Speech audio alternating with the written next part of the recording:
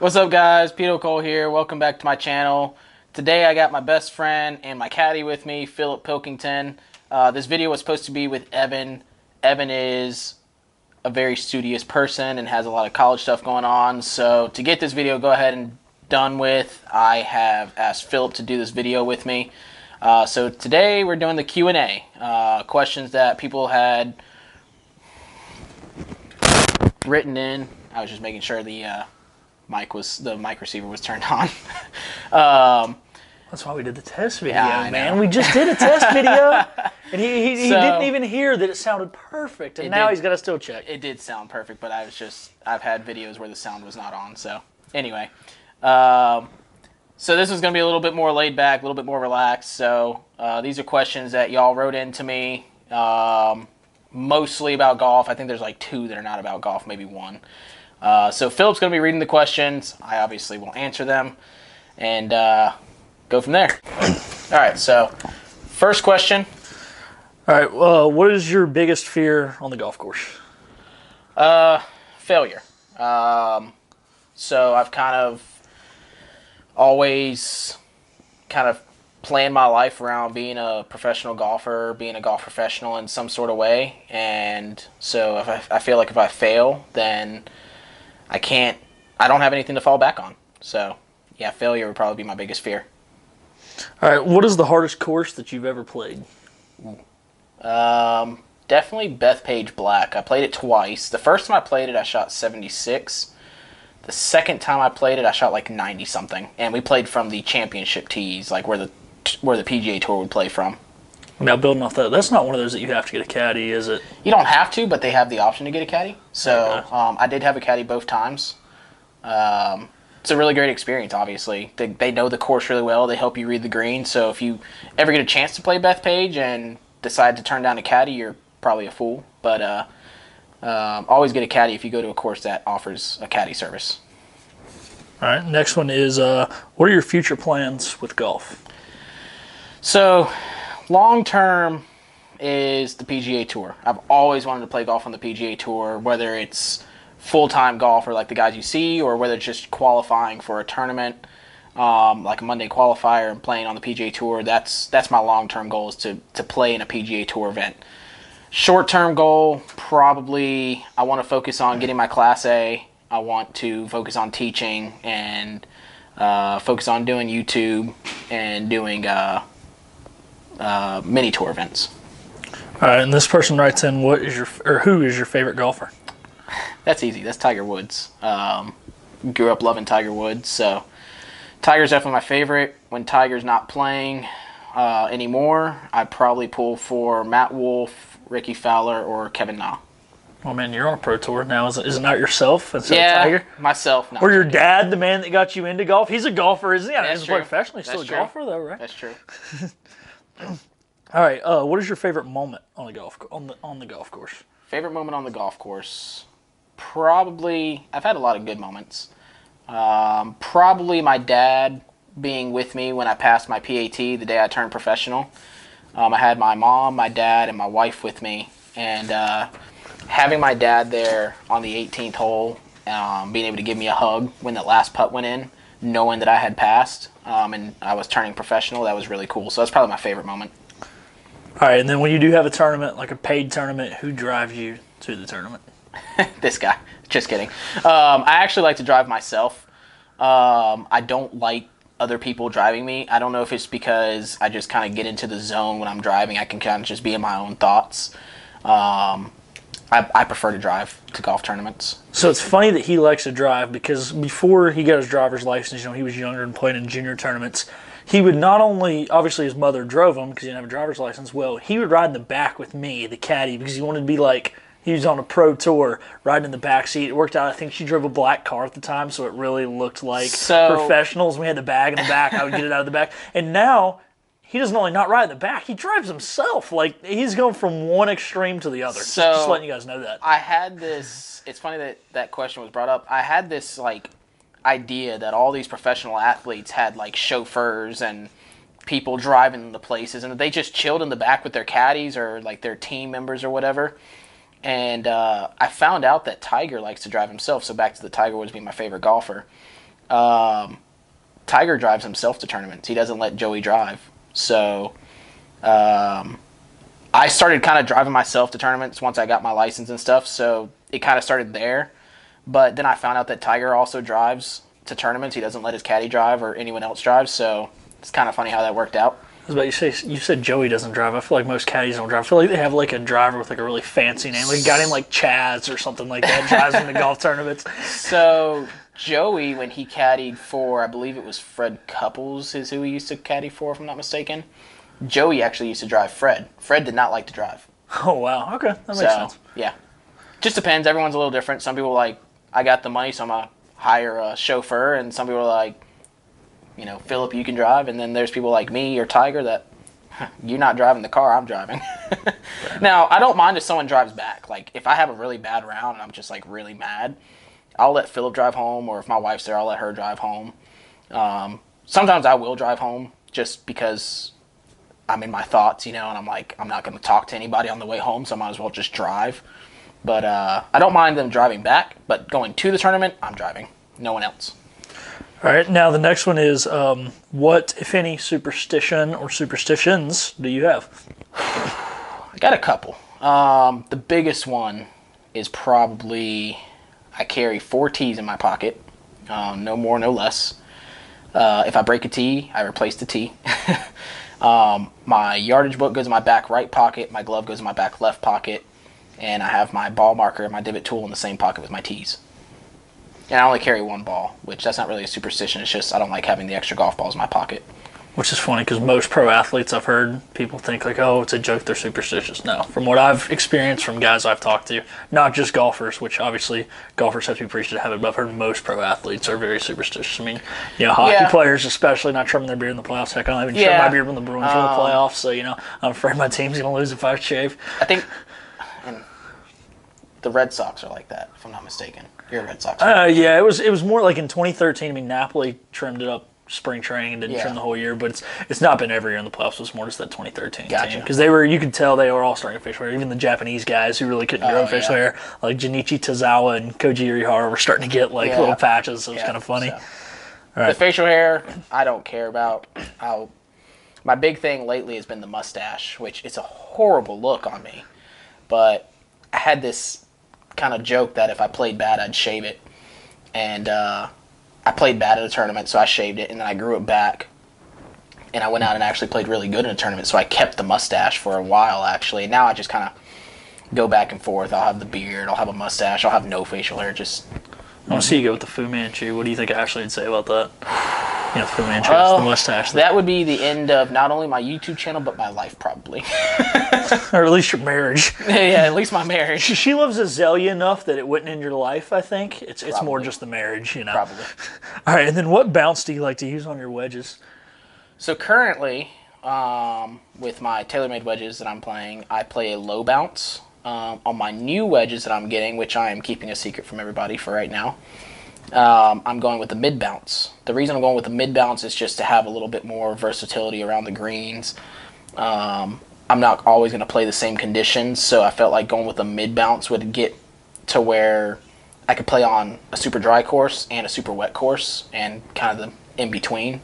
So my new wedges will be a mid bounce, but I'm currently playing a low bounce, which is probably why my short game has been trash lately. And then what is your most disappointing moment in golf? It's kind of the opposite of one of our previous questions. My most disappointing, it's kind of weird because it was actually a really good moment for me. I've struggled in tournaments, especially since turning pro. So I've had a lot of people like, you can't do it. You know, professional golf is different than junior golf. And it's true. Professional golf is a lot different than junior golf. However, earlier this year, I played in a mini tour event, and I broke par for the first time in a professional tournament. And I was really excited. I played okay. I mean, I shot 2 under par, so it's obviously a good round, but it wasn't a really good 2 under par. I had a lot of 3-putts, especially on the back 9. The reason I think that would be my most disappointing moment is because I was by myself. So it was a round that should have been, like, highly celebrated with me and my family. However, my daughter had just recently been born. My wife was at home with the baby. My dad was out of town, and so was my mom. So I didn't have anyone there with me. I was there by myself. I think I was working. Phillip maybe. was at school, I believe. Yeah, I was at school for some reason. Phillip was at school, so he wasn't able to caddy for me. So I was literally there by myself. And it was one of those things that I just wanted to celebrate. I got my wisdom teeth pulled that day. That's what it was. I was in town. Yeah. I was on drugs legally, but yeah, it wasn't pretty. You didn't want me out there lugging a bag around. That's what it was. So it was one of those things that I just wanted to like celebrate. I mean, I didn't win. I finished tied for 4th. I didn't even win money in that tournament. And that was the crazy thing. Like I played good and I didn't even win money. I finished tied for 14th. But it was a stepping stone for me because I had struggled so bad in tournaments that I was able to finally say to myself, like, hey, I can do this. And I didn't have anyone to celebrate with. I had an hour-and-a-half drive home by myself, and Phillip was high on pain medicine from getting his wisdom teeth pulled. My wife was with the baby, and my parents were out of town. So I was able to talk to my dad for a few minutes on the phone, and I was able to talk to my wife a little bit, but she had the baby with her, so she's like, hey, I got to get the baby to sleep, so I'll see you when you get home. So by the time I got home, I was so tired that there was really no like celebration. Like I said, I didn't win, so it wasn't like a really big moment, you know. Had I won, it might have been a little different. But the fact that I was able to break par in a professional tournament was a big thing for me, and I had no one there to celebrate with me. So that was probably my most disappointing moment. That's interesting that it's something as deep as that, where most people are like, dude, I had this really bad round one time. I took a 12 on par 4. And, it was the worst hole I ever played. That was the worst moment ever on a golf course. At least yours actually has some like meaning to it. It's funny you mention that because when I first got that question, I thought about the PGA qualifier that I can't remember if you were there for that or not. Mm-mm. So I had been in my groove. This was I guess it was early 2019. I did a Wyndham Championship qualifier for the PGA Tour. So the way they do the qualifiers now is you do a Thursday pre-qualifier, and if you, excuse me, got something in my throat. If you pass the Thursday pre-qualifier, you make it to the Monday qualifier, and then the Monday qualifier to be like the top spot to make it to the tournament. Sometimes the top 2 spots. And I had been playing really good. I played some really good practice rounds. My handicap at the time was like a +3.5, I believe. And I went out and I absolutely choked. I made a 9 on the second hole, and that pretty much just ended it. You know, it was like, here's $200, here's my donation. So when I first got this question, I was thinking that, but then I thought about the fact that I shot 2 under par and I had no one to like celebrate with. You know, it was a really big moment for me, and there was no one there with me, and I was really bummed out about it. So that's why I think the 2 under par probably takes over as the most disappointing moment, because it was a really big moment for me, and I didn't really have anyone there with me. Whereas I had a lot of people there with me when I shot 85 in a PGA qualifier, and it was just one of those things like, well, you had a bad round, you know. They were trying to cheer me up on the way home, like, hey, get him next time, but it was like, I played like crap. So I think that's why that 2 under par round took over as the most disappointing moment, because it was a significant moment to me, and there was no one there, so I was kind of bummed out. Yeah. The next question is, what is your favorite golf movie? The Greatest Game Ever Played. It is with Shia LaBeouf. It is about the 1913, I believe, either 1912 or 1913 U.S. Open. I believe he was the first amateur to win the tournament. So I can go into detail about what it's about, but watch the movie. It's a really good movie. It's not like the Happy Gilmore funny golf movie. It's a little bit more serious because it was based on a true event, but that's probably my favorite one. As far as streaming, I believe that is on Disney Plus, correct? For people out there that have Disney Plus, I believe. I don't quote me on that, but I believe it is maybe on Netflix or something else as well. But that's where I think I believe it, because I just watched it the other day actually. Okay. I'm pretty sure it's on Disney Plus. Gotcha. All right, and then when you have a caddy who pulls the club, puts club back. That was really bad worded. He wrote these questions. I wrote them down. Like he wrote them down for me, trying to short them from y'all's questions. The question is who pulls the club and who puts the club back. Yeah, I got you. Mostly me. I'm really big on the organization of my golf bag, like the clubs. I know where they are, so he'll ask me like, "What club you want?" And it's more or less like, "Get what club you want." And, like we'll talk about it. Like I'm like, "Hey, I'm in between 8 or 9 iron." And we'll talk about it, and then I pull the club myself. Now, sometimes I'll hit a bad shot, and I'm just like, here, take my dang club. And other times I just put it back in the bag. So Mostly for the pulling the club out of the bag, I prefer to do it because I know where they are, and I don't want to accidentally be handed the wrong club. Not that he would, because he's really good about looking and making sure he grabs the right club. But it's just more of a personal preference for me, really. So I guess it kind of goes to the superstition thing again. I don't want to accidentally hit the wrong club and then blame him because it's not really his fault, because I could easily check the club before I hit the shot. I just prefer to pull the club out because I know where they're at. So instead of him being like, oh, where's your 7-iron? I could just grab it because I know exactly where it's at. Which is funny because I think we have our bag on the same way except for putter. I think my putter's low. And yeah, I have my... So when I mean, you have different clubs than I do, but it's still like, it's like left to right, yeah, and then the levels are the same. I think we have the same. when I carry my staff bag, it's putter in the top left, driver or fairway wood. My woods go in the top right, and then it's irons basically in order. So it's 2, 4, 5 in the middle left, 6, 7, 8 in the middle right, and then pitchy wedge and 9 irons bottom left, and the bottom right is my wedges, 54 and 60. Not a lot of people put their putter in the top, but I guess it's like a pro thing to do. Every pro that I've seen keeps their putter in the top left or top right, so I just kind of did it because it's just, I know where it's at now, so I don't want to change it. So, and this one is, how has becoming a father impacted your golf game? It's impacted in a couple different ways. I feel like I have more motivation to try and make it and make a career out of a playing professional, because obviously you make it to the PGA Tour, you're going to make a lot of money. And so if I make it to the PGA Tour, I feel like my daughter won't ever have to worry about, financial stuff. I grew up where my family was not necessarily poor, but we weren't rich. So I had to, I wasn't handed things. I had to work for the stuff, and I still do. And so I don't want my daughter to have to struggle when she's older, or even when she's growing up. So I feel like on the motivational side of it, it's like she's my reason for wanting to really grind it out and play hard and really try and make it. The downside of that is I feel like if I grind too hard, it's taking time away from me spending with her, and like this early in her life, the more time I'm with her, the better. It's crucial for me to spend time with her. So it's like, it's kind of one of those mixed things where I really want to work my butt off to make it, but I also don't want to work too hard where I'm not ever home and she's just like, oh, who's this guy walking through the door at odd hours, And I don't want to be some stranger to her, I want to be her dad. So it's like, I want to grind, but I don't want to grind too hard. So yeah. This one, so you didn't write down who, so sorry for the people that have been like, oh, and so wrote in, but he didn't write down who gave out all these questions, but I'm guessing this is from Chase Vodry, because this question is, who's your favorite Vodry sibling to play with? Definitely Sammy. Sorry, Chase. That was Chase that wrote that question in. I haven't actually played golf with Chase since junior golf. I've played golf with Sam since I've turned professional. Back when I worked at Redbridge, she actually was in town from college, and she had come out to Redbridge to play, and I got a chance to play around with her. So she's a phenomenal golfer, by the way. Did she win? Probably.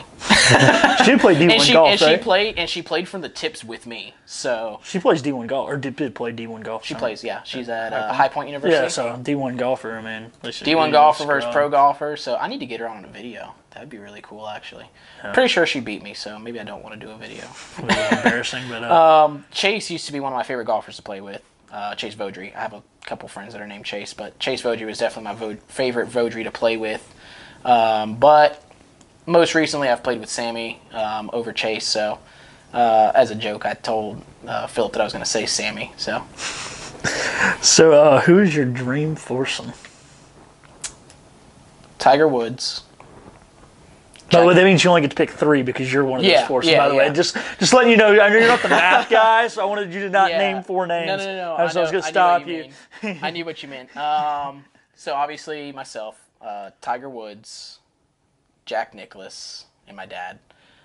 Steve, I know you got a tear going down your face right now. Reason for that is because my dad kind of grew up watching Jack, and I grew up watching Tiger, so I think it would be so cool to kind of have the 2 people that me and him both grew up watching play in a foursome. Okay. That would be my dream foursome, to have my dad. I wish my grandfather, I don't think my grandfather can really play golf much anymore. He's like 91, I believe. Had this question been asked to me about 5 years ago, my grandfather would have been in that foursome, and it would have been really hard to pick out a tour pro to play with us because it would have been Tiger. But now that my grandfather can't really play, it's definitely my dad. It's a toss-up between Jack or one of the other younger guys like Rory. I'd love to play golf with Rory, obviously. But probably Tiger, Jack, and my dad, because it was kind of like the two people that we both grew up watching. All right, and then other than golf, what is your favorite sport to watch? Baseball. Go Yankees. Do you know whose house you're at right now, right? And you know, like... We're at the golf course. Oh, that's right. Well, we're at the golf course. Well, cat's out of the bag. We're using a green screen for this, but we're at Phillip's house. Did not think about that. Yeah, baseball. Go Yankees. He's got poor taste in baseball teams, so he's a Red Sox fan. I got poor taste in baseball teams, too, because they can't win a playoff game, apparently. Mm-hmm. So, it's whatever. Took us 84 years, though. Well, that's true. Took y'all a long time. We got, 27 world championships? Yeah.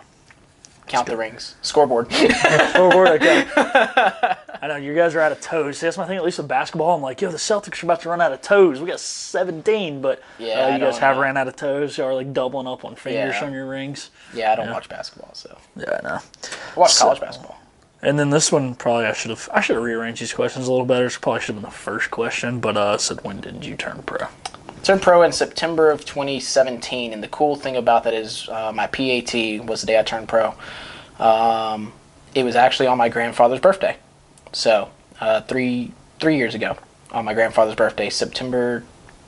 It's bad that I don't know the actual date. I just know it's his birthday. It's September 27th. You know it's his birthday. I know it's his birthday. You know it's his birthday. And you like any other day, I would have said, okay, as long as you know the month and the year, okay, whatever, right? But no. I'm pretty sure it's the 27th of September. And the only reason I know it's his birthday is because I remember calling him to say, hey, happy birthday, and he knew that I was playing in my PAT that day. And instead of being like, thank you, blah, blah, blah, talking about him because it was his birthday, he was like, hey, how'd you do? Did you turn pro? And I'm like, yeah, I passed the PAT. I'm a pro now. So it was actually really cool because it was his birthday, but he was more worried about how I did in my PAT. Oh, that's a good story then. So only you can remember the date. Yeah. Pretty sure it's the 27th. So Mr. Cole, when you're watching this, remember he doesn't know your birthday. Papa, I'm sorry. I don't remember. I don't even remember his birthday. It's July 22nd? Hey, I got it right. Do you know your mom and dad's birthday? Mom's birthday is Dan. January. No, sorry, December 19th, and my dad is January 19th. Do you know Brian and Brittany's? Brian is October 9th, I believe. And Brittany is April, it's the same month as me. April, I want to say it's the 18th. It's like middle of April. Okay, better get like your wife and your daughter. Do you at least please know them? Or that marriage ending that we talked about earlier might be happening real soon when she sees this video. My wife's birthday is August 10th. And my daughter's birthday is May... No, I'm joking. It's May 1st. May 1st, 2020. August 10th, 1993 is my wife's. And it's funny that you mentioned the wife, actually. So another superstition that I guess I have is I used to always play a number 1 golf ball because all of my highlight moments in junior golf and even as an adult before I turned pro were with a number 1 golf ball. My wife's favorite number is 3. And the tournament that I shot 2 under in earlier this year, I used a TaylorMade 3. So now when I play in tournaments, I use a 1 or a 3. I try and play with a 3 because it's my wife's favorite number. But sometimes I'll use a number 1 because it's more of my wife's not going to help me today. I need to play my own game. So it's 1 or a 3. And before I turned pro, I had these custom TaylorMade golf balls that had the number 14 on it because 14 is my favorite number. So for a while I played those, but I played really, really bad in a club championship tournament when I was a member at Skybrook, and I was using those custom golf balls with the number 14. So I don't use those anymore. And matter of fact, I don't even use a TaylorMade ball anymore. Nothing against TaylorMade ball. They make a good ball, but I'm playing the Strixon ball now. So I'd like to use this 3 because raise hell, praise Dale, baby. There you go.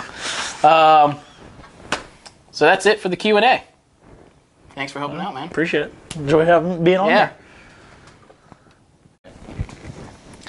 All right, guys. Thanks for watching this video. Thanks for sending in your questions as well. You had some really good questions. Had a lot of fun doing this with Phillip.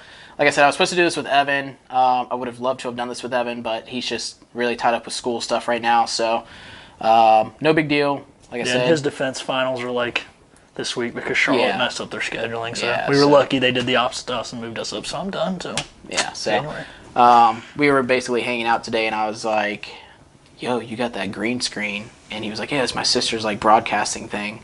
So I was like, "That might be perfect for a Q&A because here in Charlotte right now we're having some really crappy weather. So instead of doing this at the golf course like I wanted to, I'm just gonna make it look like we're at the golf course." So we're here at Larkin, as you can tell. Sorry for ratting you out on that earlier. Yeah, he ruined it. He ruined it. So we were sitting out at Larkin. It really does look like with this, the way it looks out, it's like we're like broadcasters doing the pregame for golf or whatever. It is a good job. But anyway, thanks for watching this video. Hope you like this video. Hit that like button. Hit that subscribe button. We'll be back for more soon. Stay tuned. I got some more 14 Club Challenge videos coming. We got the first one done, uploaded yesterday with Tim, who's the assistant over at Red Bridge. Probably more than yesterday by the time this goes out. Yeah. Probably 2 days ago. It was uploaded. When we're recording this, it was uploaded yesterday. So. It was uploaded on Tuesday, December 15th. There you go. So this is a lot of fun to do. A little bit more relaxed, laid back. We can joke around a little bit. So I've had some serious videos and just wanted to get something a little bit more laid back. So hit that like button, hit that subscribe button. We're back soon. Thanks for watching.